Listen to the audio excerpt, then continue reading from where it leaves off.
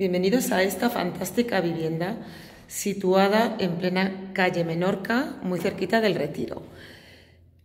Es una vivienda que está situada en una segunda planta con ascensor y vamos a acceder a la misma.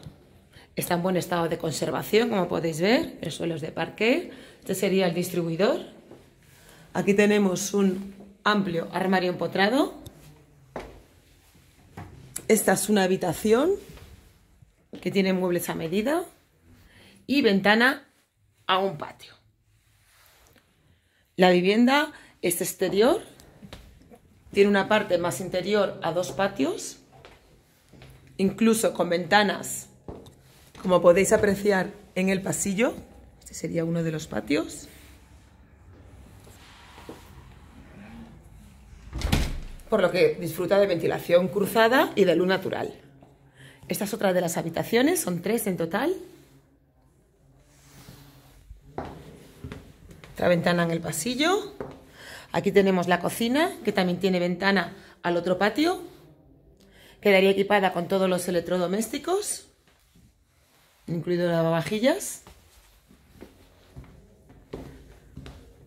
Este es el baño, que ha sido reformado. Es un baño con mueble bajo lavabo, plato de ducha con mampara y que también tiene ventana al patio. Las ventanas son todas de Climalit oscilobatientes. Aquí se tendería la ropa, en este patio.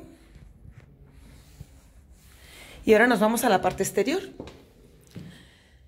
que está formada por esta estancia a modo de comedor y por la zona de estar, que sería esta. El salón tiene acceso a este balcón. Fijaos, la situación es fantástica. Es un balconcito muy agradable por el que también se puede entrar a la otra habitación. La vivienda, aunque está para entrar a vivir, tiene muchas opciones de reforma también, dada su distribución. Los techos son muy altos, hay un gran armario empotrado y las ventanas son de techo a suelo.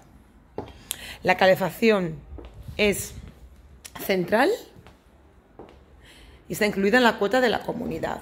Y además tiene una plaza de garaje incluida en el precio, tipo SER, en un parking de aquí al lado. Es esquina de la calle Menorca con Narváez. Lo mejor es que vengáis a verlo.